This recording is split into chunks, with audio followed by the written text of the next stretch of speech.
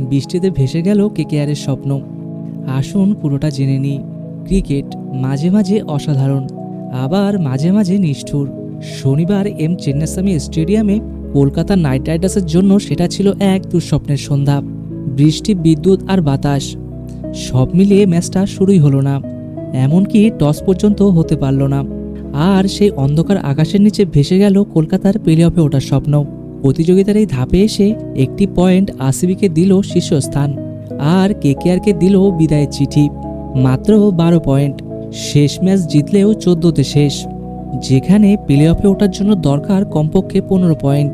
আসুন জেনে নিই এই মৌসুমটা কেমন ছিল কেকেআরের জন্যে। এক কথায় বলতে গেলে হতাশাজনক।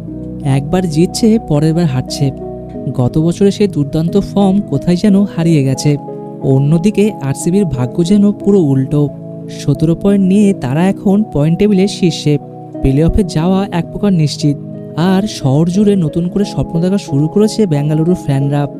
আমরা এখনও কিছুই নিশ্চিত ধরে নিচ্ছি না, কিন্তু নিজের ভাগ্য নিজের হাতে, এটাই তো চাই, বললেন বিরাট কোহলি।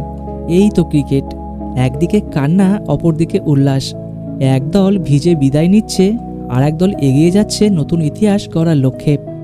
এটাই আইপিএল, অবিশ্বাস্য, নাটকীয়, আর কখনো কখনো ভীষণ হৃদয় ভাঙার মতো।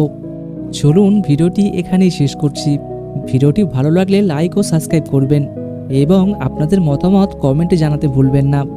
চলুন দেখা হচ্ছে আরেকটি নতুন ভিডিওতে।